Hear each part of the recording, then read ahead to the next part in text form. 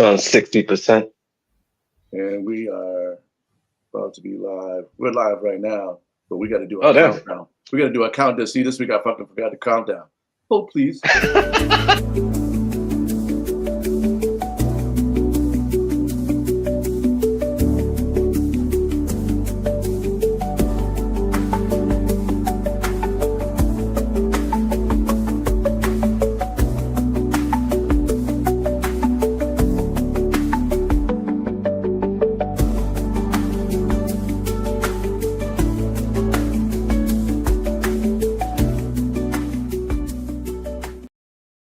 Yeah, what up, though? It's your man, DJ Caveman. We back again.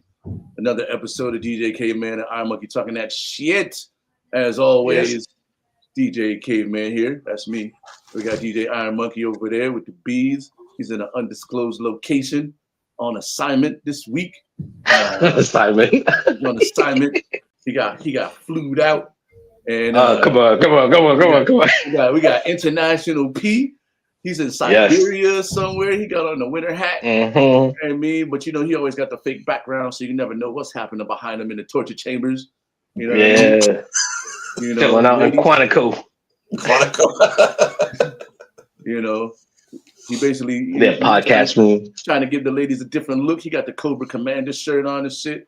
You know what I mean? Because knowing is half the battle. Forget International P to come drop off that P. There we go. Yeah.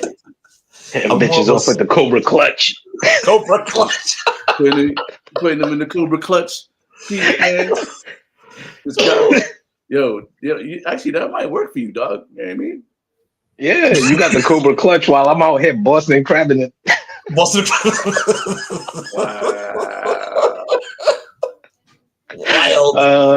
Wild. Yeah. Yeah. If you only knew the backstory. It sounds like it'd be more crazy if I do, but yes, we'll have to get that backstory. I believe he actually put a chick. I believe he actually put a chick in the Cobra Clutch. I believe it. I believe it happened. That was known for doing the random the shit that's in the appendix of the Kama Sutra books. The appendix. Oh gosh. You ever been put in the Boston crab? Ooh, what's that? Oh man. The funny thing is me and you had that running joke last night about Deuce Bigelow. I'm like, come on, man. Serving up English breakfast or Portuguese breakfast and shit. Nah, I ain't that complex. Yeah, man. I'm the Eddie Griffith character in this situation. Deucey. Oh my gosh. Deucey. I'm like, no, man, I don't know if I can do that.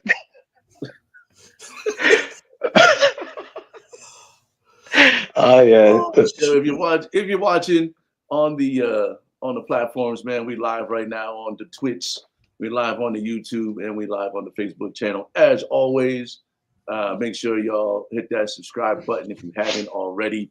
This is our pre-Thanksgiving situation, so we talking all the things Thanksgiving. Plus, we got Layer Cake this week as our movie to watch and give a review on. We're gonna check up on these games. Are we gonna bet the Thanksgiving Day games too? Add a couple more games to might as well come back on me and shit. You know, I'm still. Tis the season. He had a better week this week than me, but we picked a bunch of the same games, so he didn't make up that much ground. But that was by design. I was like, all right, at least I could pick one separate game where I could make up a game. Easy, you know. So I'm gonna match you until I get to the point where I'm tied or got the lead. Okay, I see what you're doing. Strategy. Be careful, man. I had one perfect week already. I smell a couple more perfect weeks in the horizon. Is all I'm saying. That's all right. I'll play the long game. I play the long game. Yeah, you playing the long game to that Eric Ebron jersey. Man, listen with your Charlie Bad shit. Oh, there we go. Yeah, I don't know if you've been catching up on the show. Or you've been gallivanting across the globe. Pete is our international globe gallivanter. For those who don't know who Pete is, Pete has a job where he has very high clearance. And He may. He's gonna say no. He's gonna deny it. He's gonna deny it. He talks in code, but he's single, ladies. So if you need a man who's not gonna be around that often, but when he is around, he's breaking that back. You know, but when he's not around, he might not call you because he's out there saving lives and doing. You know what I mean? That's why you might get a random number from single. You know, it might sound like he's always in a helicopter or something. You know, babe, I only got a couple minutes. No, I can't tell you where I'm at. What's the noise? Nah, that guy screaming in the back, he's just doing bench presses. Don't worry about him. You know, it's gonna be a lot. The noise. You know, he may be on, you know, multiple operations, you know, or you know, assignments. He does real estate all over the world. He's a world real estate agent. Yeah, that's what we're gonna go with. Should code name him Solid Snake, especially with the Cobra shit. Solid Snake. Hiding in a box. Hiding in a box. Oh my gosh. Always a pleasure to be here with you two. Always, you know, it's great. And man, I wish we could make this, you know, more than a weekly thing. I do when I tell my sons about I'm gonna be on there, they're like, "Oh, what are you guys gonna talk about this week?" I'm like, "I can't tell you, my friends, but they think I'm popular because I'm on the podcast." And I'm like, "My friend has it, and it's kind of cool." Man, you are popular. Listen, people will be like, "Yo, when's Pete coming back on?" Pete. See, and then the thing too is your kids should be used to you not telling them shit. Like, nah, dad's on a mission. All right, cool, dad. You know what it is. The funny thing is, they're like, they don't know what I do. They're like, "Do you work for the government?" I'm like, "Sure." Even the kids don't know. Even the kids don't know. The kids don't know. They know I do work, but they don't know exactly what it is. These kids think he sells furniture. Yeah.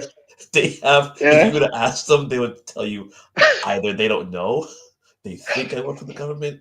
You're gonna get like 5 different answers from them, dude. Like, if you ask them in the wild, they will probably give you like possibly more than one answer, but they're not sure. What door-to-door iron salesman travels internationally?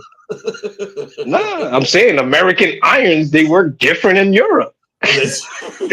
Different voltage. Okay, Dad. Oh, this is Pete. Oh yeah. So what's been new with you, Pete, man? What you been up to that you could talk about? I guess joining your book club.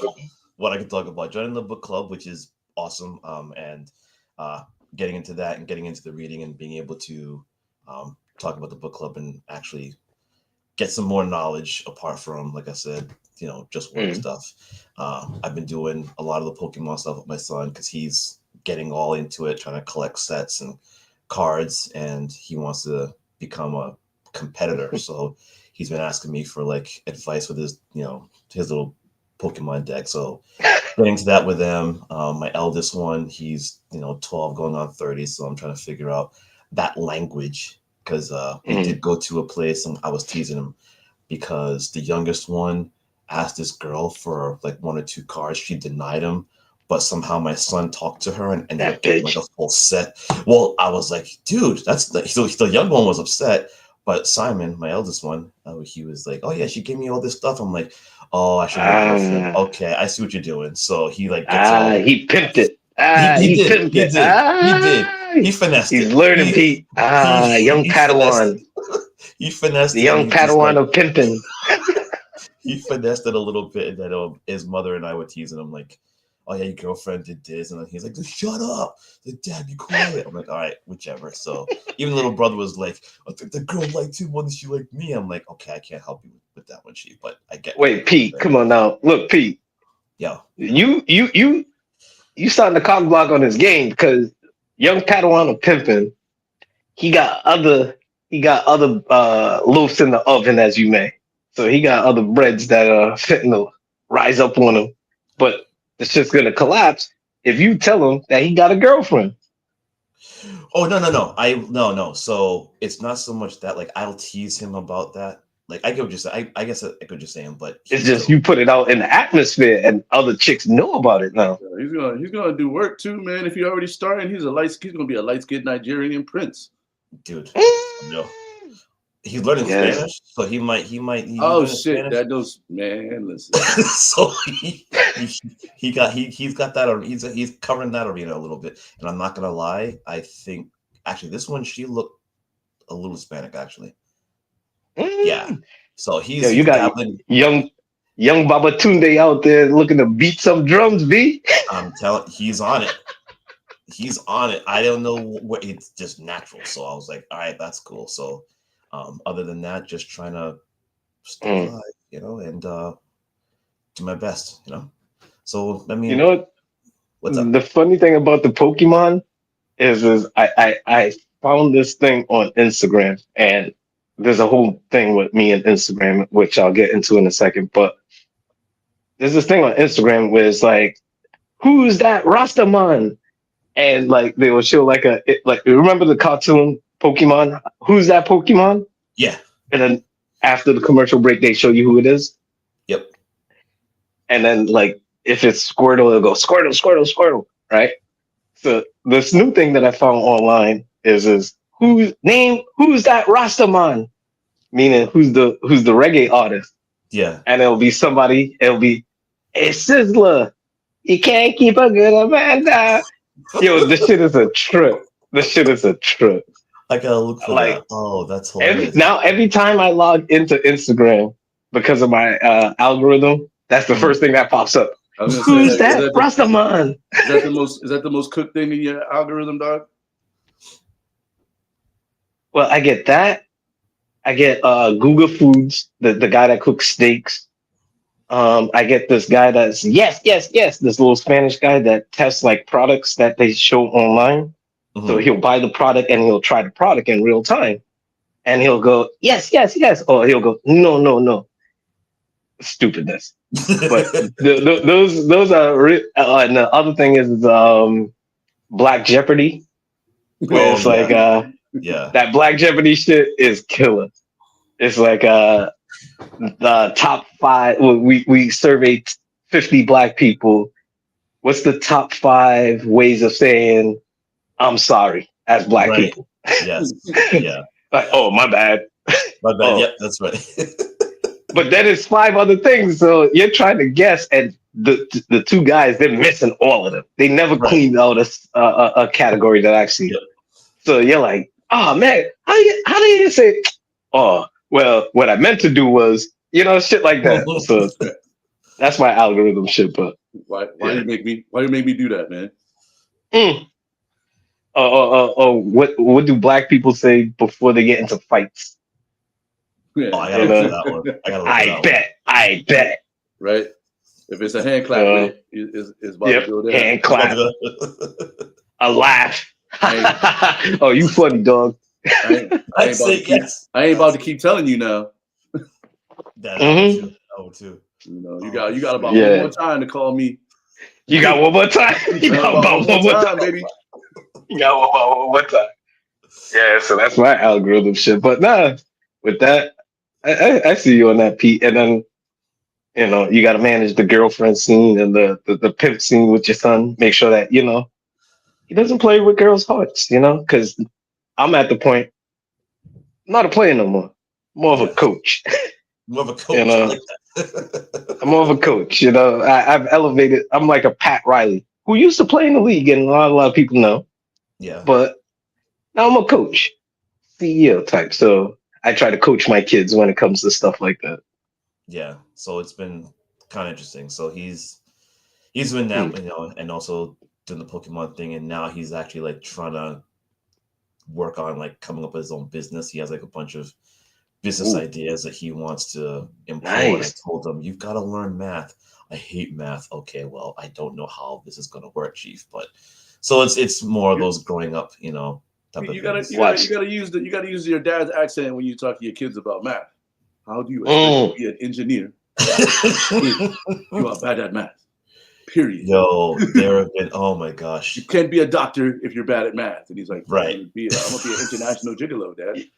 You know what? That's like That's like my father cussing me out because I got a C in English. He was like, "What language do we speak at home?" I was like, "No, Dad, it's not that kind of English." He was like, "No, but you got a C in English. What are we talking here in the household?" Yeah. I'm like, "No, Dad, it doesn't work like that." Swahili. Yeah, but you see, it's the same thing. It's like, look, everything I talk is math. You should know it's math. Right. How you then add up what I do for a job? You're doing a horrible job. But you got the accent, and I'm not gonna try to get canceled or try to do a Nigerian accent. The funny thing is, though, in schooling, if I got a C, I did not get as much flack as if I got a B in physics or chemistry. Like my parents, like my dad would like look at me like, all right, he wouldn't even, if there were like, if there was 5 grades and one of them was a C and it was in English, he didn't like really bother me. But if that C was in something like anything scientific related, whether it be like math, physics, something like that, oh, I got the ringer. It was insane. And I used to get chewed out for B's. That's what you want to be in life, a B student? That's who you are? Yeah, yep. That was. But that's immigrant families, Yes. They have a way. I want to be able to relate to y'all, but I never got. Whatever. It's okay. Whatever. It's okay. Okay. It's okay. I got like 3 C's in 4 years, man. Like I only got B's because I used to turn in my work late and I never used to go to school, so they used to have to drop me down a grade. I was a good student, and I was almost as good an athlete as Pete. So, oh geez, I was not that good of an athlete, man. You in church were always the bar I was trying to be, and I was like, I can't. These guys are too good, and they're smart. I was like, okay. That was like one of those weird things where you're like, shout out to Coach Palazzo, he's still doing his thing over there. Yes, at classical and shit. But he was like, all right, you're a captain. What? I'm the laziest motherfucker out here. I'm running. I only run fast when it means some shit. I can hit my numbers. You know what I mean? But I'm out here trying to talk to girls. I'm not out here trying to lead the team. But it helped me with the girl. So I was like, all right, bye. The ends justify the means, right? Yeah, how can I get on the track team? Oh, let me tell you. Not that I was that. I was so focused on like school and sports, man. Like I think I only had like I wasn't the savage that I became after high school, but your second childhood. Yeah. College was amazing. Shout out to everybody in the chat, man. We got Victor in the chat. What up, Vic? Jason. Oh yeah. Chat. We got Jen. People about to get a bombshell. And we got Pete McNerney. Peter McNerney's in the chat. Yo, he got a couple great podcasts too, man. Pete, man, I haven't seen McNerney. I haven't seen any Mask. He got a podcast about Mask. Yeah, I haven't seen any episodes. I haven't seen any the cartoon? Man. Yeah, the cartoon. They do like a rewatch episode of the Mask and shit. It's super dope. Mm-hmm. But they haven't done an episode in a while. And I was supposed to come on and guest host, so I need to know what's happening with that, man. Listen, what I've heard with Mask is that there's that crossover with G.I. Joe and Transformers. Yes. But Mask is actually going to be a part of it as well. What? Oh, word? That's what I've heard. That's something that, putting it out there. Well, we'll have to. That's one of them. If the Mask experts can confirm or deny that. We also got some. No, but real talk though, that little variant in that equation is dope as fuck. Yo, it was like because you get G.I. Joe, the regular dudes, and then you get the Transformers, and then you get the Mask folk that's in between the two. Yeah, that is a bridge between the two. We could also maybe get that's just dope. Some Bionic 6 would be dope as well. Fuck yeah! That was my cartoon more so than Mask. I was more of a Bionic 6. Hell yeah! 6 fan. We got some people in the. I was a Ronin Warriors guy. What up to Murder Posse Films in the YouTube chat? Nice. Somebody called Zuzi or Zuzzy, and all right. At Lifetime. That's a terrible joke, my friend. I'm not gonna say that shit on the pod. And but they did. Somebody did say something about Ja Rule got jumped. Did Ja Rule get jumped? I ain't had my At the Brandy concert. Yeah. Why was Ja Rule at the Brandy concert? Because it was in Brooklyn. He probably took his lady, and all that aside, what I heard was he got jumped. Now, I'll leave it at that because there's names attached to it that should not be attached to it.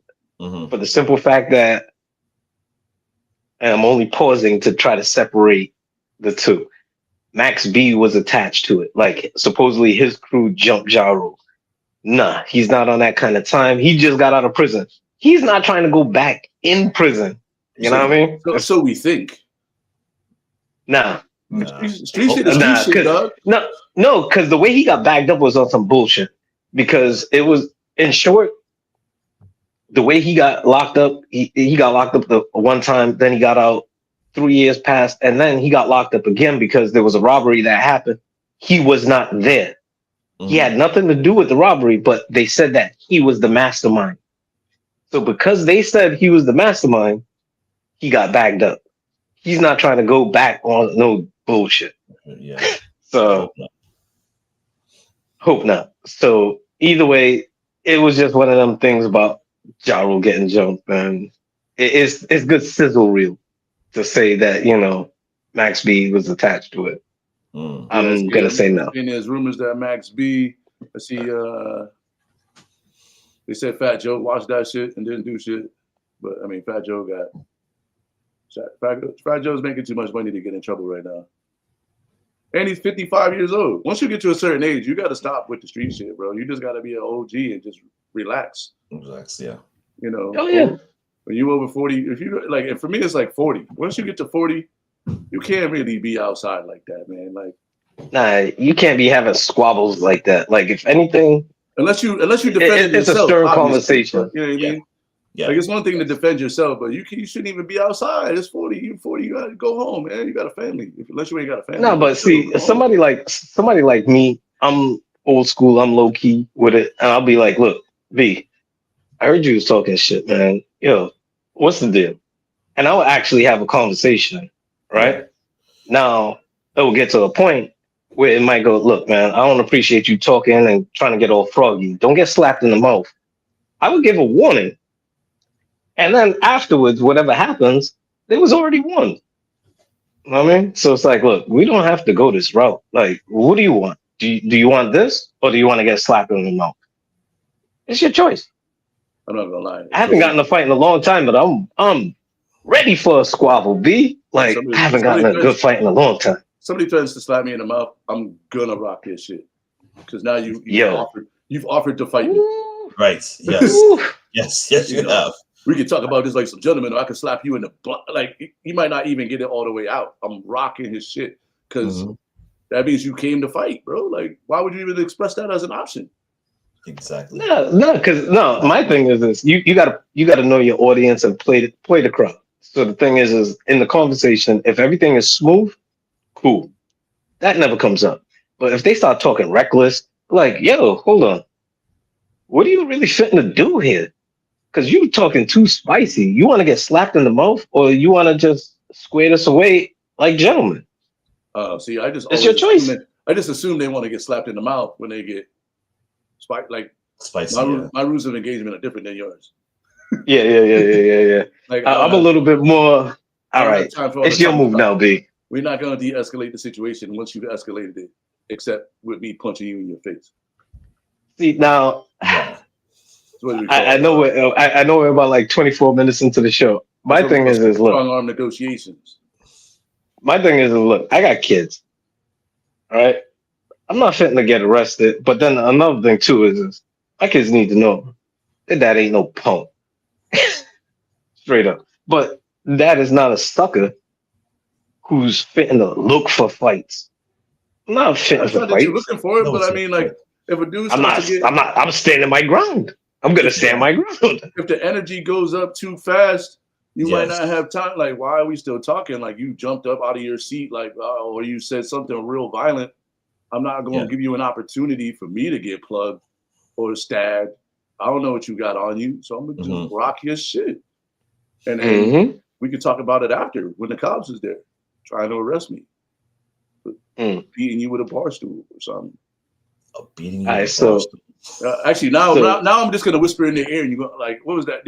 Am I the only one that's seen 13 Hours?"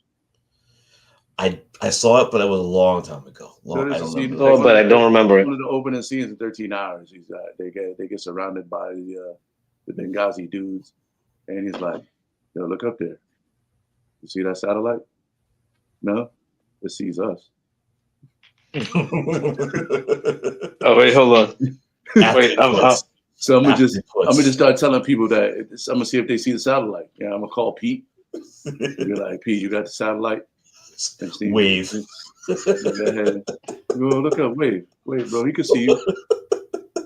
Wait, take a picture and send it to their phone. Like, so Pete, if I call you and ask you about the satellite, I just need you to pretend to hit some keys. So I'll have you on speaker. You can be like, "Yeah, we got him." Fair enough. You know, what you need me to do? We blowing up the whole building or what? Fair enough. Well, with Pete in his position, anything is possible.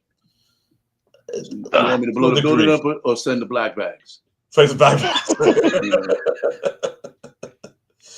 Quick or slow and painful. Or hit him with the Denzel. You want to go to jail? You want to go home? All right, so I know I was debating this earlier with Daryl, and I know we're 25 minutes, 26 minutes into the show, so I'll keep this very short and very quick.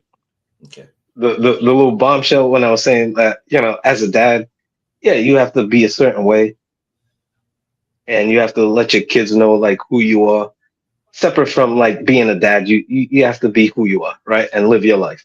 Right. Earlier this week, something that I've been preparing for a very, very, very, very long time, and there's a bombshell. This is gonna throw you off kilter. I always make the joke about how I have 3 kids, but I'm paying for 4. Mm-hmm. The 4th child finally reached out to me. Oh shoot! And this week for me, it was like, you know what? I was waiting for this, and me and her actually had a conversation, and it's one of those things where it's like, all right, whatever relationship I had with her mother, not getting into this ever on the podcast or in public forum, out of respect for the mother, even though it is what it is. I'm glad the child finally reached out to me. So, Daddy Darius is a real thing. So going forward, patience, prayers, and persistence, anything is possible with faith. And I'm glad now I could fully build a relationship with my 4th child. All right. Because that's one of those things where in the white zeitgeist, I guess, they believe that Black fathers aren't in a household and they're deadbeats and all this kind of shit without context. Right. Right. So without context, me not being in that child's life, I can see where they're coming from. But when you add context to it, those white motherfuckers don't know what the fuck they're talking about. Because it's like they're telling us what our experiences are without knowing us as people. I'm not a Democrat. I'm not a Republican. I'm actually an independent. There's some Republican values that I like, which is smaller government staying out of people's personal lives, which is totally different now because they care about your sexuality and what you do in closed doors, and they want to tell you what to do with your body. I don't like that new Republican way, but I'm an independent and I'm an independent thinker. All that to be said, going forward, God is great and never late. Well, congrats, and I hope that continues on the upward swing. Yeah, and that's why I try to keep it. I looked at the time. I try to keep it within like 5 minutes. So I got like 2 minutes to spare. But it's the only time that you're gonna see Daoud clock watch when he's doing some shit. Yeah, when I'm getting real deep with my personal life. You be on the island time any other time, and that's what's up. Yeah, but No, when I say, look, I've lived a life and I'm still living. It like I've lived a. When you really peel it back, I actually live a real interesting fucking life. I think it's kind of boring, but No, it's no. boring by design because I don't want to be caught up in no drama. No, you're we all live, definitely. we all live like boring lives to us. Have you watched the Eddie Murphy thing on Netflix? Yeah, Which yeah. one? He got a retractable roof in his house, dog. You And noticed that too. And that That's shit is crazy. just normal for him. He was like, "Ooh, it's cold. Let me close my roof." Not the slider, dog. Not the patio door. Not let me close the window. Like, let me close my roof. It's chilly in here. First of all, why you got a roof that retracts in your house, man? Look, and it's glass. And then they pan up and you can see the roof closing. What if it rains? Right. Listen, It never listen. rains in Southern California, but I mean, still, Yes. like, this dude was like, It does, but not a lot. I'm a But little cold. Let me close my roof. Is this on Netflix? yeah. All right, I gotta check this out. Being Eddie. Okay, I did see I saw a highlight for that, but I didn't get to watch it. That's normal for him. You know what I mean? Like, let me just close my roof real quick. You know what I mean? It's getting dark outside. We don't want no birds coming in. Like, that dude gotta randomly just come in his house and just see birds, just like chilling. Yo, I'm saying here, like, nah. See, I can't have a retractable roof because like with the land that we have in Trinidad and the family conversations that we're having, what to do with the land in Trinidad. I've always said I love birds, but I cannot deal with shit flying around my head. Not butterflies, not birds, nothing. Like, no, that shit bugs me the fuck out. Yeah. Like that's one of my, and I shouldn't say this in the public forum, but that's one of my phobias. Shit flying around my head. But I would have a bird sanctuary where it would be netted off and it'll be open. And I like if people want to walk through the sanctuary, cool. But me, nah. I want to look through the net. I want to give them a nice home without them being around me. You want to keep your birds in jail, man. That sounds like a bird concentration camp. Let them birds fly. No, because the net is in the inside and the outside is open. It's open area but I'm going to give them an environment where there's bird feeders, there's food, there's things for them to gather around. Now, people can walk through the courtyard and go about seeing the birds and walking through the path and everything. Oh yeah. So a courtyard, that's different than like I'm still I can't get over this shit, man. Like this dude was like, and he just said it like so casually. Yeah, it was just so casual, like how somebody would just close their patio door. Yeah. Like, yeah, man, let me get up and close this patio door real quick. It's cold outside. Except this dude got a patio door roof. And like that's like what was that? I was listening to an interview with Ken Griffey. Ken Griffey flies himself everywhere. He was a plane. And he was like, no, I just fly there. Oh, like John Travolta. Yeah, like he got his pilot's license, he just flies everywhere. You know what I mean? He's like, I just like, how'd you get here today? He was like, I just flew, you know what I mean? Nothing crazy. Hopped in my little plane, just flew over here real quick. You know what I mean? It took me like 45 minutes. Yeah, low key, my rich thing would be is I would have a helicopter. But would you fly it yourself or would you have a pilot? I have a pilot. Because I would fly mine myself. I want a Bell. Listen, I want a Bell helicopter so bad, like a small Bell helicopter, dog. Like, listen, if I know people. I know people. You know where I work. That's what they do. If I hit the lottery, I will. At Cessna Airplanes, there will be signs of "Damn D hit the lottery" because I'm showing up everywhere in the helicopter, dog. I'm landing on my front lawns, all that shit. My shit will be like Earwolf.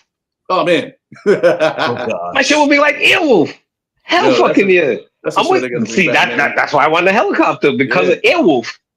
And I'm just sitting in the back chilling, smoking, drinking my shit. All right. Well, let me see. So, all right. Have you Getting watched? back to me, getting Have you gone flown back and out. I watched? fly myself out. Have you have you gone back and watched Airwolf recently? No. Yeah, it's not as bad as Max Headroom. Oh Max gosh. Headroom is horrible to watch. Yeah. Yo, that's a horrible rewatch. That's my That did not stand the sun. that's That my did not show stand though. the I sun. love Yeah. Max Headroom. You know, but No, the no, concept. No, the concept is dope. The concept is dope. But when you see the graphics and oh how man, everything is done, the execution is horrible. and it was like But it's like Airwolf is dope. no, Airwolf was dope for the times, but then when you go back and watch it, it's like watching like the original Star Wars and realizing that like Darth Vader's like panel on his chest is like the Yeah, shit that you put your fucking silverware the in. graphic, That was some the nice Yeah. shit. graphic. Yeah. It's just the same B-roll over and over again. Yeah. My other super favorite show back in the day was Street Hawk, only 13 episodes. Oh yeah, Street Hawk and Viper. Viper was your shit too. Viper was a good one. Yeah, Yeah. Viper was good, man, but like Street Hawk was my shit. CBS. Yeah. Viper was CBS. Nah, Viper was whack for me. I was like, what the fuck am I watching? You know, the worst iteration of those shows was the Knight Rider 2000 with the Mustang. Yeah, that And was it had like yes. 3 cars or some shit. Yeah, it was trash. Nah, it was like a Power Ranger team. Yeah, Where they had different vehicles. They had a truck, they had a pickup truck, they had a motorcycle, they had oh, that shit was whack. I watched like 3 episodes. I'm mad I even watched 3. I did not watch one. As soon as I saw like I was like, I'm not good. I'm good. And only one of those I didn't watch the new MacGyver. Nah, the new MacGyver with the team. Yeah, that was weird. Nah, that new MacGyver with the team. Nah, I couldn't get jiggy with that. Nah, this dude, he was a self computer. He was a Johnny Mnemonic. Yeah, within himself, like he knew shit. He was like a savant. Like MacGyver. MacGyver was just a bushman, like who worked for him. Yeah, a ballpoint pen, some mask, duct tape. Yeah, right. And a rubber band. And chewing gum. Grass. I just made a bomb. Yes, Dean Anderson Dean Anderson was the man. The new MacGyver, they had a team. Oh well, and they were searching shit on Google. Like, no. Oh yeah, nah. Dean Anderson was the man. Nah. Dean Anderson was the man. Pete didn't watch Knight Rider 2000 because it was too close. It hit too close to home. Oh boy. Yeah. He was on the motorcycle. With the sidecar. With the sidecar. I would have been the Mustang. I'm very partial to Mustangs, but no, I didn't. It just I couldn't get into it. You would be partial to Mustangs, the CrossFit of muscle cars. Mm-hmm. Yo, actually, real quick, I want to ask you guys this. I know we gotta do the show. So, Pete, we are doing the show. Where have you been? I mean, not sorry, another topic of the show. Jesus. I walked right into that one. That's okay. You know what? I try to bring a smile to everyone's face. So the fact that you guys laugh, I've done my job today. So I know my purpose on earth right now. But no, it's the stereotype of black people and Dodge Chargers. Is that like, where does that come from? Because and Wildcats. Probably Detroit. Wildcats is another thing. Beefy cars. Just that muscle cars. It's a muscle car. The muscle car culture is big anyway. But then, like when you live in cities, I think it's a couple of different things, right? Here, It's because everybody work at Chrysler, so you get them shit super cheap, like Trackhawks. What most people would spend for a Trackhawk. Yeah. I mean, if you work at Chrysler, you get that shit for a little bit of a discount. I mean, Chargers. So they're relatively affordable. It's like when the Mustang was kind of affordable. Now it's the Charger that's like a little bit affordable. You can get a base Charger for, under $30K. Right. You know what I mean? So it's an affordable car. It's fast. You know what I mean? It looks nice. You could do a lot to it also. So like if you're like a dude who like likes to like wrench and shit like that. There's a lot of stuff. Mhm. There's a lot of little add-ons and shit like that you could do. It's the perfect size for like a lot of engine swaps. You know what I mean? Like you see like a lot of dudes putting LSs in and shit like that and Chargers and giving them all kinds of extra power. Yeah. You know. And it's a sedan. I know that was to add to what Daryl's saying, it's not just that. It's based on the design. When you put like a sound system in it, the acoustics and everything, it just fits right in that car. But then also, I'm not really a car guy because I don't drive, but I like driving in cars or being driven in cars, I should say. The Chrysler 300 is similar to that as well. They had a moment in time where, because of like its boxy feel, it gives you like a luxury feel at a discounted price. And then on top of it, when you put in the sound system and then you put rims on it, it's I was gonna say it's kind of like it's kind of like the Air Force One is very customizable. Mm-hmm. Yeah, but you gotta have a little bit of money to customize it though. But you don't have to have a lot of money to, like, you know what I mean? It already comes stock fast. But if you want to be like off rip at a discounted rate, it's fast. Like if you rent one, you could be out there fucking getting speeding tickets and fucking doing fast car guy shit. You know what I mean? Yes. It sounds good too. Like it has that appealing, like when you start that bitch up, it sounds like it got some power underneath the hood. Right. You know? It's kind of like a Honda Civic for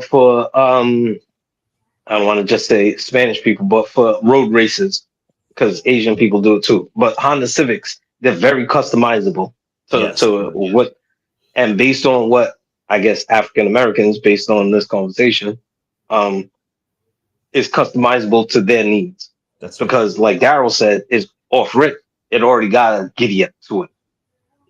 Because I'm not gonna lie, you know what I mean? I've always like had an affinity for them, and I was just like, I guess I'm weird because most people that I was surrounded were like Nissans and stuff. It got a nice rev. It got a nice muscle feel to it. It rides pretty nice too. You know what I mean? Like, and it's big enough on the inside that you're not crushed into like a Honda or like a Prelude or something like that. You know what I mean? Like you could put shit in the trunk. You know what I mean? Like it could be a daily driver and also be fast. You know what I mean? Right. And then if you drop a turbo in that bitch and then whatever else you could. It's more of a mid-range car. It's more of a mid-range car versus like a compact, which is like fuel efficient, and it's not a gas guzzler like a Hummer. It's very similar to like the new Chargers, and it's just my personal opinion, right? So like all through the years, you had like that one car that's like everybody wants to get their hands on, but you can also get not for lack of a better term, like the knockoff version and soup it up and be almost as good. You know what I mean? So like in this iteration, it's the Hellcat, right? The Demon. Yep, the Hellcat. But if you can't afford a Hellcat, like if you can't drop $100,000 on a car, then you can go and drop 30 and get a Charger on a Hellcat. And add a turbo to it, or I mean, do a couple little mods, and now you almost as fast as a Hellcat. When we were coming up, it was the Grand National, right? Yep. Everybody wanted Grand National, but GNX. You knew that it was on a Buick platform, so if you couldn't afford the Grand National, you would go get a Buick. You know what I mean? Put a turbo on that bitch. Okay. Now you got a Grand, paint it black, get all the decals. Now you got a Grand National kit. You know what I mean? After that, it was the Mustang, the 5.0. You know what I mean? If you couldn't get he's a car guy or a Saline, you could go get a regular Mustang, put a turbo on that bitch, put some pipes on it. You know what I mean? Now it looks like it's fast. You put the little body kit on it. Now it looks like a 5.0 Saline, but it's just the regular Mustang on the inside. You know what I mean? Like every car has those, like every generation kind of has that, now. Yeah. Even like the luxury right now, they're putting kits on what is that, the Brabus? They're putting kits on they're getting regular AMGs, G63s and putting kits on them and making them look like Brabuses. You know what I mean? But it's a lot of cars have it, but it's like always like the one like signature car like every 10 or 15 years. And right now it's the Charger. You know what I mean? No, I agree with what you said. It was very weird that I've just never had that association, like kind of put forth that, Mm. black people like Chargers. I was like, wait, I've always liked Chargers. I've never, made that association. So I was trying to research and just get an understanding where it comes from, almost like black people are big on anime. I didn't even, Mm. Well, look, Pete. See, this is the thing that I like to kind of do a little callback here. Your son might not be a math guy, right? But he's a business guy. yeah. I'm not a car guy, but you see, your son needs to link up with somebody that is a math guy the same way I'm not a car guy. Daryl's a car guy. So you see how the conversation and by osmosis, you're good in business. Mm-hmm. So I know a little bit because even with the GNX, that's low key why I kind of like Kendrick for the Grammy, because the way that he laid his music and laid his track, it pays homage to the GNX. And then on top of it, like when he dropped it, and his thing has a lot of Easter eggs, like Kendrick. Like there's layers to his music. But I'm not really a car guy. I'm into music. The GNX, like Daryl was saying, and how he laid it out Yeah. in the history of things, it makes me feel like, yo, if I need to link up with somebody with cars, like, yo, Daryl, I'm fitting to get a car. Or I'm fitting to get a car. Who do I need to talk to? I need to talk to Daryl. Same way your son needs to be like, all right, I'm not really a math guy. I got this idea, but I need a math guy. I need to link up with somebody. That's where networking comes into play. As a young kid, we just only want to see friends as people that we're cool with, but never really look at it as really networking. Yeah, because we're looking at the short term, not the long term. So yeah, the hope is that as I'm navigating this communication, I'll be able to do that part with the networking, because I see your point. And for the record, Daryl is not just a car guy. I'm a nerd. Exactly. He's the guy. He's the guy. He's a blurb. I'm a nerd. He's a blurb. I'm a nerd. He's a blurb. And I read. Oh no, he's a nerd. He's a blurb. Because he nerds out on things that helps me out, because he's the one that put me on to baseball cards. He's the one that taught me how to read baseball stats. Right? Like Daryl taught me a lot of shit. Now, mind you, I'm on some other shit weirdly where I put him on the movies like Putney Swoop. Know what I mean? There's not. I'm waiting for the day I'm able to put him on something, because he's actually helped me bring out the blurred in me. Like, you see me wearing Cobra. I just read a lot. Shout out to Arelis Diaz in the Facebook. Oh, she's in the chat. Whoa.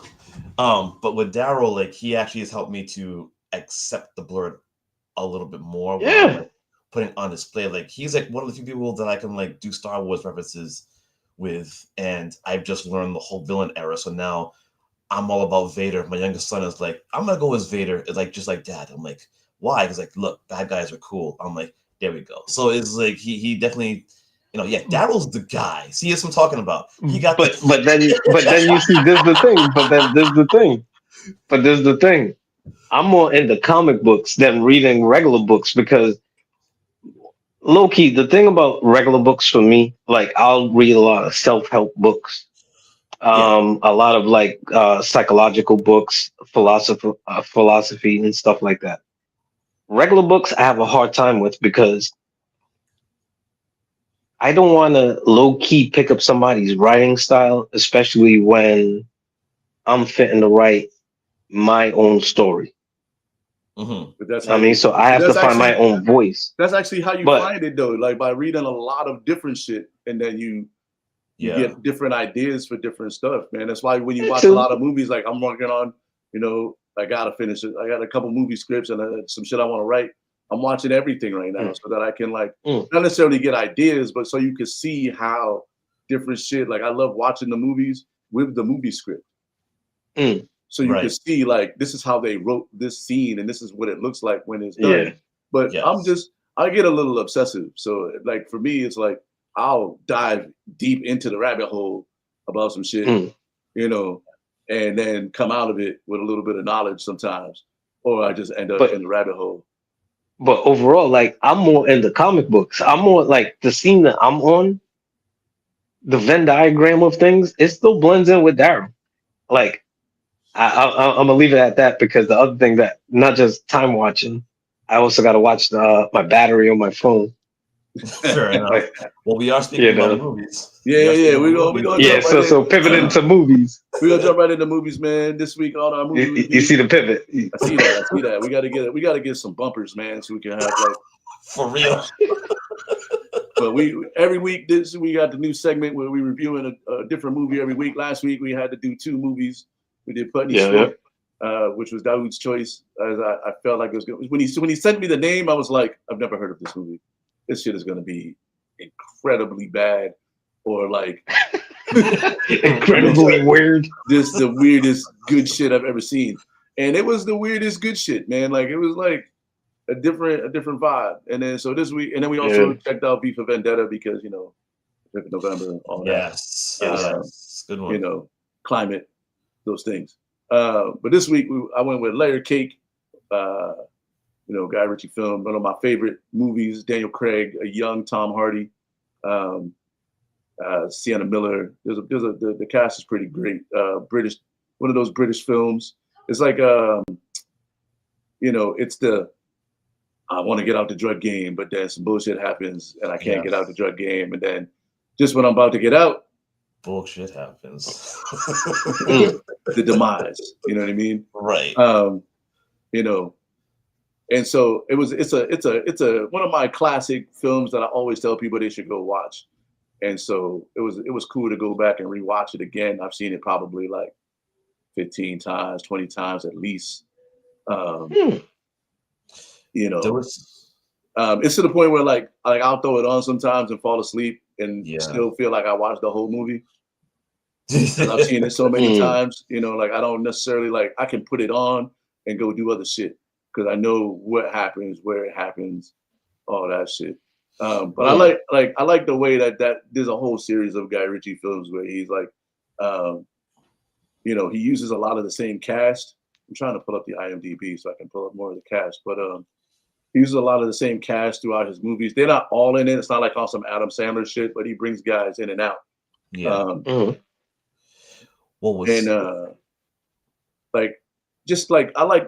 I like the foreign films. I like the British foreign films the best, mostly because like I like the slang. Yes, the slang is great. And how they describe certain shit, man.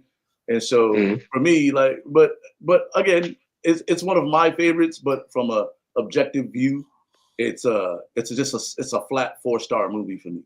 I'm gonna suggest it. I'm gonna watch it when it's on. But it's not in my top 10.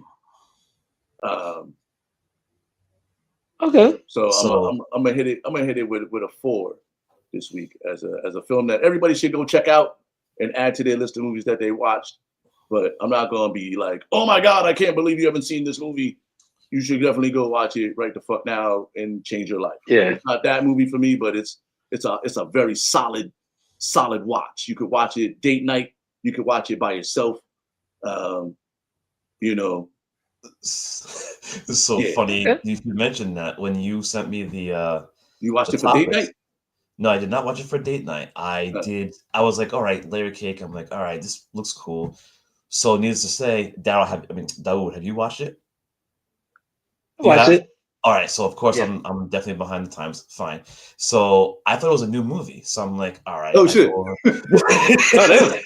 I'm sitting there like, so now you're gonna this, I love to give people stuff. Pete was like, this is a live investigation. So I'm sitting there like watching it. I'm like, oh, Daniel Craig looks good in this movie, man. He looks so young, right? Right, so I'm watching the movie, right? I'm watching it. I'm like, so there's one scene, right? Oh my God. So needs to say this will probably be on the top 10 of top 5 of Pete on this show, whichever. So I'm watching it, and I said what I said. So there's that one scene where he's getting the gun. And so they show all the guns, and I was like, oh, so he pulls that one long gun, and I'm sitting there like, oh, this is definitely like an ode to 007 for some reason. Like that's he like, you know, the character like poses with the gun and everything like that. And I'm like, you know what, let me just go and look up. So I saw that scene was just reminded of 007. That's when I go back and I'm like, oh, this is from 2004. I'm like, you got to be kidding me. And then I go further into it. Apparently, that's the scene that got him the role to be James Bond.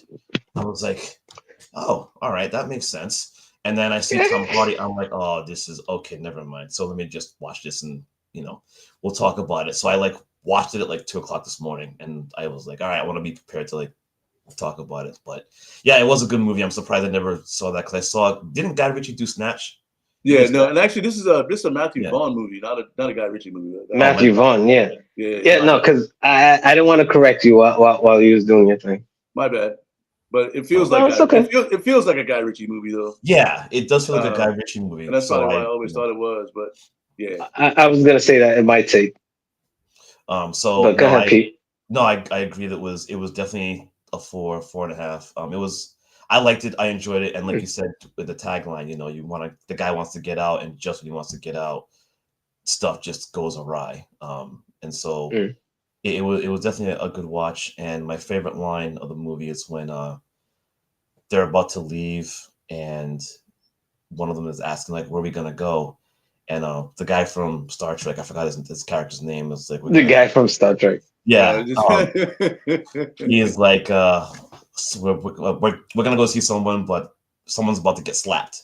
And I was like, I love that song. I love the line. I love the line. So now I'm gonna use it. So if I need to go over and take care of business, someone's about to get slapped. Boom. There we go. Sorry. Oh, one more thing too. I don't know why, but the dude who, oh my gosh, he played the characters, the guy. Oh my goodness, Lord Voldemort kept going in my head when I'm watching this movie. After Voldemort, I'm sitting here like, you know, he's talking to him. I'm like, this guy, why? I can't get Harry Potter out of the back of my head as I'm watching him talk. I want to see like some reference to Voldemort because of who was playing the character. But yeah, so Pete, you're fucking hilarious, man.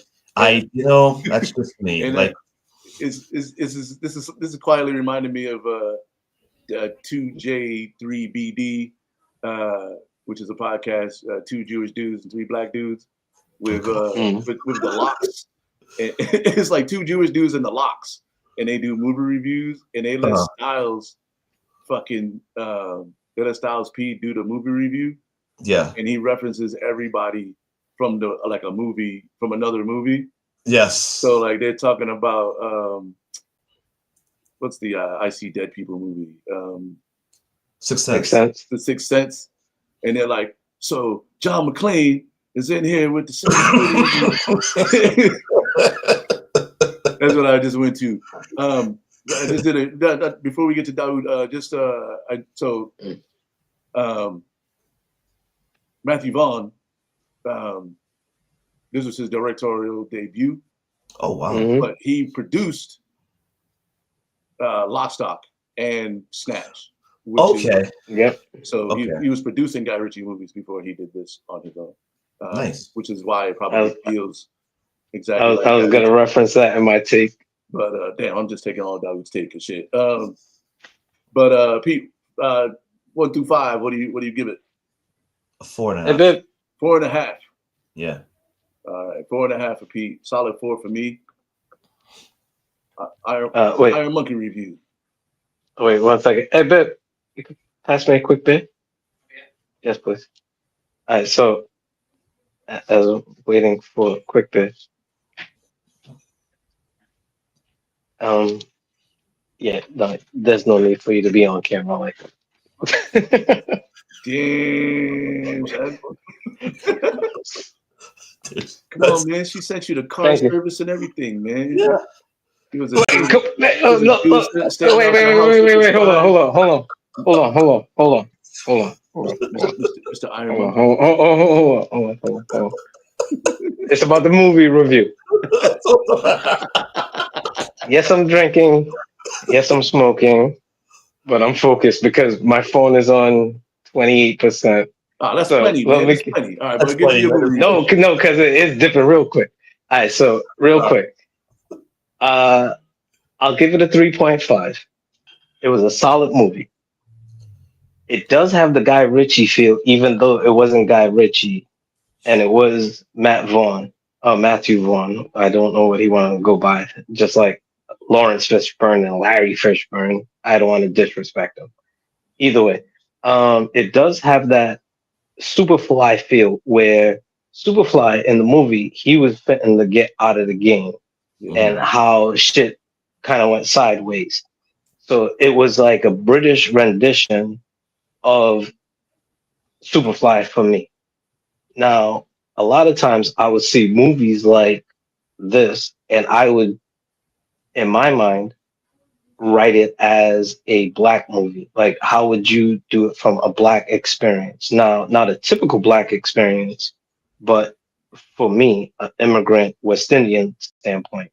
Either way, with this movie, I like it because it's solid, it flows, and like Daryl said, you could fall asleep if you watch it enough and wake up and not really lose any point in the movie, right?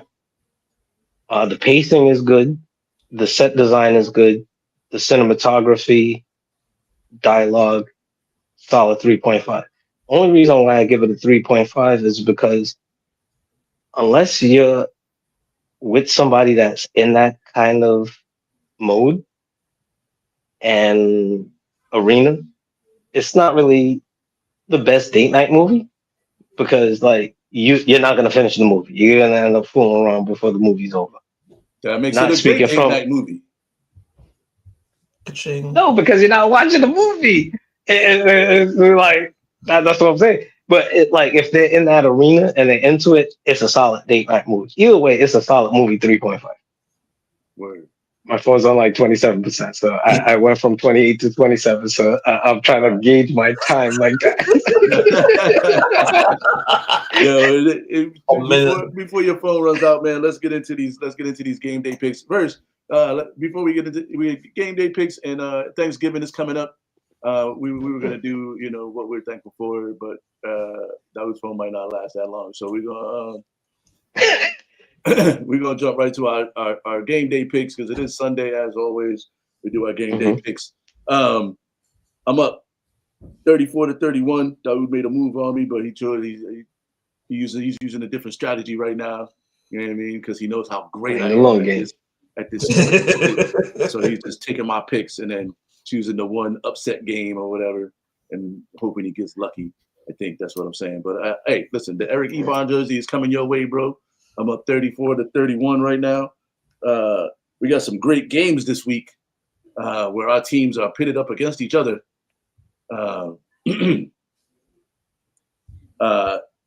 So right now we got the first game is the Steelers versus the Bears.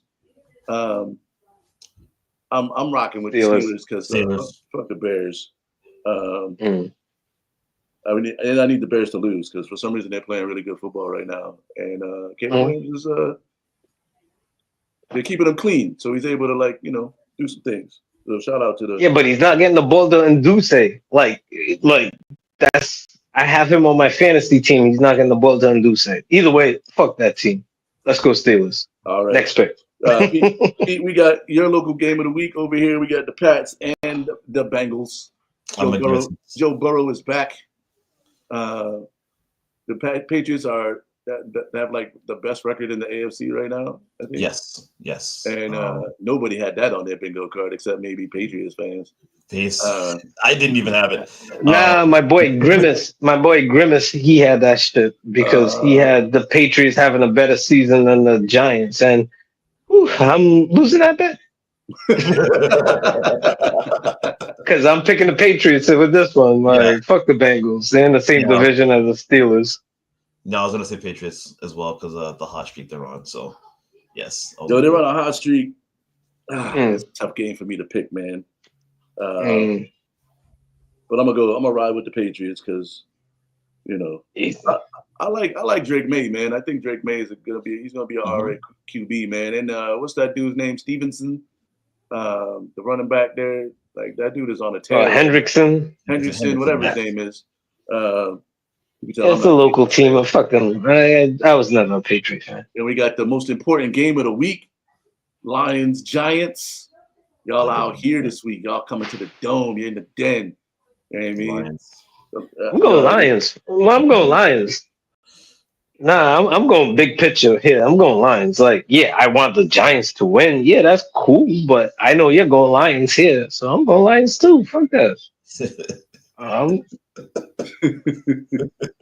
don't get a paycheck for picking the Giants. Yeah, I like them. That's my team by birth. Even though I'm more of a Steelers fan. If I gotta pick sides here, Lions. Fuck that. Word. Giants ain't nowhere near beating the Lions. Nah, especially without Scatterboo, and he's out there going to wrestling events and shit. So he's chilling, out for the season. Almost got body slammed at fucking WrestleMania, whatever that shit was that just happened. Then we got the Sunday night game, Tampa Bay and the Rams. I'm riding with the Rams. Tampa Bay. I'm riding with the Rams. And like Matthew Stafford is still my guy. You know what I mean? And they're playing really good football out there in LA. So wait, if anything, between me and you, we picked the same pick so far. Everything cross board, right? Yes. I'm going Bucks with this one. All right. This is the upset game of the week. And then Monday night, we got the Panthers and the 49ers. Niners. Nice. We going Niners. Mm-hmm. All right. Are we doing the Thanksgiving game? Yeah. Those are coming up right now. I'm gonna go with the Panthers on that one. So we got an opportunity to either get a 2-game lead or nice or shrink the Bryce Young, huh? Yeah, man. So now we going Thanksgiving Day games. We got the Packers and the Lions. It's a huge matchup. That's a huge one, yeah. But I mean, fuck the Packers. Yeah, I'm going Lions. I'm riding with my squad, no matter what. Yeah, no, I'm not losing ground on that game. Especially in a division game, you know what I mean? We got the Kansas City Chiefs looking a little shaky, going into Dallas against. All right. So Dallas versus Kansas City. All right, hold on. I might have to go with KC just as the underdog. You know what? Based on consensus here, I'm going Kansas City. Fuck Dallas. Okay. Patrick Mahomes has never. I know where my bread is buttered. I know where my beer comes from. Patrick Mahomes has never lost 3 weeks in a row, so you can expect them to come out and play heavy duty football. Fuck Dallas, man. But I'm a ride with Dak. Dakota Prescott. Wow. Okay. I'm gonna ride with the Cowboys. I like the way they're playing. You know what I mean? He's utilizing all his weapons right now. You know what I mean? That wide receiver duo is getting hot. Travis Kelce is old and planning a wedding. And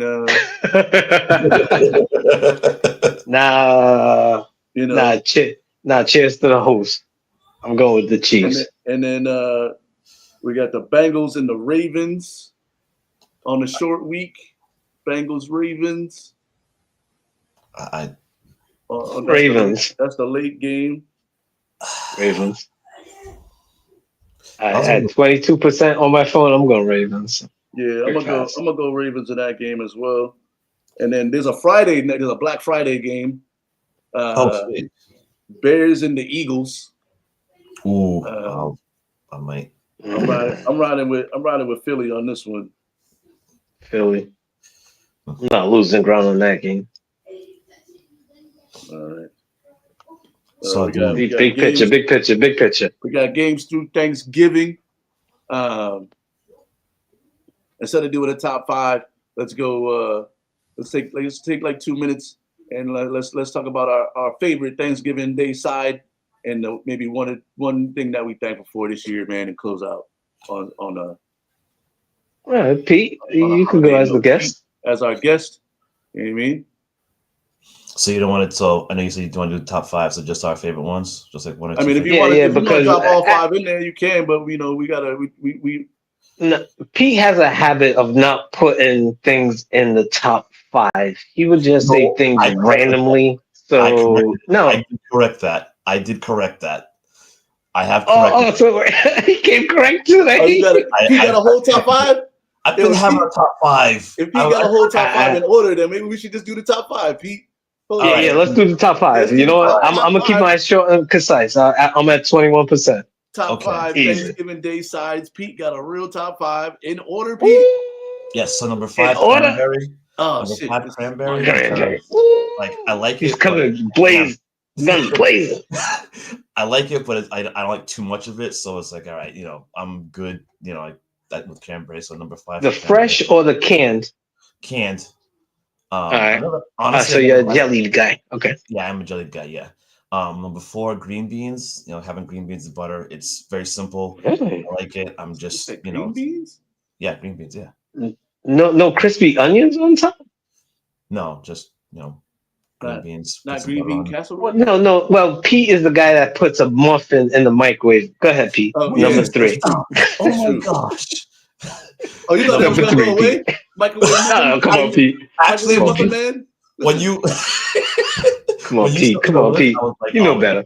Again, number 3, stuffing. I really do like any type of stuffing, so I'm a big fan of stuffing. Do you put apples in yours? No. Okay, go ahead. Yes. Okay. Number 2, roasted potatoes. Having garlic, roasted potatoes and garlic. It's a pretty nice savory. It's solid. And then number 1 for you guys, let them all in. It's the floodgates, cornbread, because I like cornbread. There it is. Not made in the microwave. I'm done. No butter. I'm done. Just straight cornbread. I'm still traumatized. I'm still traumatized by the fact that Daryl muted me that day. So I'm still getting over that. Rightfully so. Come on, man. All right, Daryl, did you want to go? Yeah, I'll go. For me, like number 5 is also cranberry sauce. We twinning on that, Pete. I love it. I like, and it got to be in the can. All that fancy, like natural cranberry sauce with the. I need my shit to make the noise when it come out. The suction noise. Make the noise. And it needs to stick a little bit on the plate. Right. You know what I mean? And it gotta have the can groove so you know how to slice that shit. You know what I mean? Yeah. Cranberry sauce. For me is also stuffing. I like it. My grandmother used to make a meat stuffing, which is super dope. I need to try to get that recipe, but I'll eat any kind of stuffing, stovetop stuffing, Boston Market stuffing. I make a decent stuffing myself too. So number 3 for me is greens. Love greens. Greens just make the plate look delicious on top. You know what I mean? A little bit of green juice in there to mix in with the yams or the sweet potatoes. Candy sweet potatoes or candy yams. Yeah, either one of those I'm rocking with. And the number 1 side for me is always gonna be baked mac and cheese. Nice. Baked mac and cheese. Not mac and cheese cups, not mac and cheese from a box, not Velveeta mac and cheese, fucking mac and cheese. And if you put fucking crackers on the top of your mac and cheese, I'm gonna judge you a little. Just a little bit. Because sometimes that shit be busting, but overall, I don't need crunchy shit on top of my delicious mac and cheese. But yeah, that for me is number 1 side. Nice. All right. So for me, all right, I'm at 19% on my phone. All right, so I'm gonna keep this quick and try to keep it punchy as possible. So number 1, for somebody that has been entrusted to make 3 Thanksgiving meals for the whole family, where one, my grandmother and my mother was alive. Another one, my mother was still alive. And another one post my mother. So for me, I'm going to base mine on what I like to make and what is a hit with people. So number 5 is the green bean casserole with the crunchy onions on top and the cream of mushroom. mushroom. Yeah, cream of mushroom underneath, right? That's number 5. Number 3, I'll go with the candy yams with the marshmallows on top. I like making that for them. Number 3, for me personally, what I like to make as a side, as one of my little signatures, is a pasta salad. Now, with my pasta salad, it's the bell peppers, the red onions, um, the paprika, of course, and tuna. But the kicker is I like lemon zest and lemon, so it has like a zesty feel to it. Nice. Number 2, I like to do a double baked potato or a mashed potato, like fully loaded, minus the bacon, because my family doesn't eat bacon, even though I do. But I like doing that. And then number 1, like Daryl said, is the 3 cheese. Minimum. All right, minimum. Three Minimum. cheese. All right. You have to use evaporated milk and like regular milk with it, but baked mac and cheese. All right. Now, an honorable mention. What my mother used to make was a ginger carrot jasmine rice, which it would have like shavings of carrots in it, and it would have like bits of ginger in the jasmine rice, and I like making that. That is an homage to my mother. That's what I love to make for Thanksgiving as sides. It's actually one of the first years I'm not cooking for Thanksgiving. So I cooked last. Did I cook last year? No, I did. I did Thanksgiving sliders last year. 2 other honorable mention as sides. I look at it as a side is a leg of lamb. I always make that, and then shit. What's the other one? I just lost it. The spinach artichoke dip. Yeah. It's good spin dip. Can't go wrong. My honorable mention would be deviled eggs. Deviled eggs is I love deviled egg. My sister. Yeah, nah. My family don't really rock with deviled eggs like that. I made it one time, but they don't really rock with it. I might make some egg salad today. Nice. Right. Real quick. But anyway, that's our top 5. That's gonna do it for another episode. DJ Caveman, IronMonkey talking that shit. Special guest, Pete, International P. Hey, the Incredible P. Incredible P. Ladies, he's single still. You know what I mean? He come by and drop off that P. King Cobra Clutch. King Cobra, put you in the Cobra Clutch. You know, just don't let him make you no cornbread. Oh Lord, let's not go there. That's the type of shit that will be on there. Remember that site, Cooking for Bay? Oh yes. They'll have the shitty plates. That's where that goes, Pete. That goes. Wait. You trying to tell me that, spoiler alert, Bay was Pete? He was cooking for Pete? Come on, Pete. You was accepting them plates. Come on, man.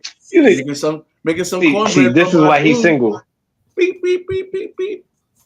See, that cooking for Bay shit and Baby and Pete, I see why you're single, Pete. You know what? I support that shit. I'll be like, come on, man. Pete needs a lady that could cook for him so he could understand what delicious cornbread is really supposed to taste like. Oh, listen. You know what I mean? Goodness. Off mic, I already told you what my spread was, B. Yeah. If you ain't getting flued out and getting the spread, you know what I mean? If you got to be ready to fly Pete out. You know what I mean? And a nice beer. Wait. Label out, because we're not getting no sponsorship yet. We're not getting no sponsorship yet. Label out. That's the brilliant beer right there. Brilliant. Oh gosh. But yeah, man, make sure you follow us on all the socials. Thanks to everybody that just hit us up in the chats today. The chat was smoking early on and throughout the podcast. Make sure you hit that like and subscribe. Make sure you hit the bell so that you always know when you get in Me with my little hidden bombshell mixed up in the everything, how I kind of really candy coated it all. But I'm thankful for that. Right. If anything, you know, I'm thankful for that. For sure. Have a great Thanksgiving, man. Hug your family. If you don't have family, hit me up. I'll hug you virtually. Yeah, shout out Anaya. Let me say her name. She has a name. So, Daddy loves you. Winter is coming, and let's go Lions. Yeah. Yes, indeed. Football time. All right, man. We'll catch y'all next week. Peace.